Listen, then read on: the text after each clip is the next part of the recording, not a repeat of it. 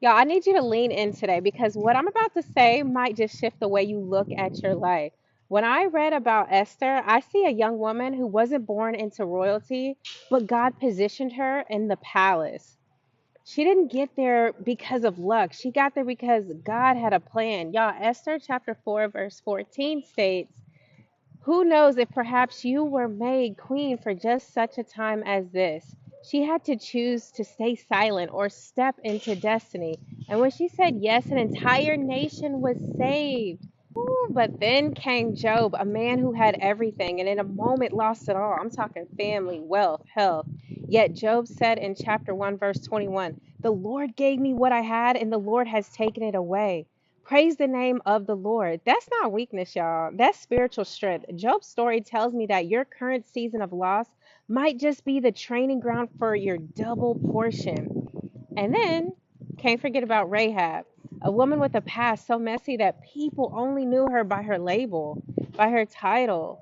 Rahab was a prostitute, but God saw her faith, not her failures. In Joshua chapter 2, she risked her life to hide the Israelite spies. And because of that act of courage, she wasn't just saved, she became a part of the lineage of Jesus Christ himself. Do you see the connection with all three of them? Esther shows us that where you start doesn't define where God can place you. Job shows us that when everything is stripped away, worship is still your weapon. Rahab shows us that your past can't disqualify you from God's future. If God can take an orphan girl and make her a queen, if he can take a broken man and restore him and double up his wealth after that, if he can take a labeled outcast like Rahab and put her in the family line of the Messiah, because that was Jesus's great, great, great, great, great, great, great, great, great, great, great, then what do you think he can do with you and with me? You are not your situation that you may be going through, that whatever season you may be in. You are not your failures.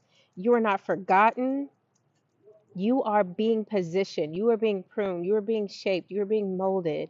And the only thing left is for you to say yes to God, who writes better endings than any beginning you've ever had.